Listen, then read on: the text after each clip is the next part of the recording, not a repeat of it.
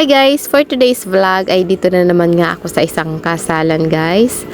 Ayan. So, ito guys, bahay na to. Bahay to nung ninang ko sa Binyag guys. Nung mga unang punta namin dito guys ay ano pa yan? Hindi pa yan simentado. Pero ngayon guys, oh, di ba? Ayan guys, ganito guys yung kasalan dito sa Bicol. Sobrang haba ng lamesa guys. Oh, di ba? Oh, ang daming foods, ang daming pagkain.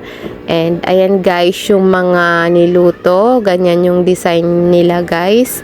At yung nakita ko yung friend ko guys. Mega shout out May. Thank you so much.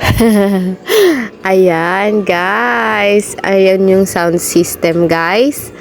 And ayan na guys, yung kanila, ang dami na agad nila guys, regalo. And ayan yung kanilang cake. Ayan, shout out po sa bagong kasal, JR and Rochelle. Ayan guys, yung presidential table.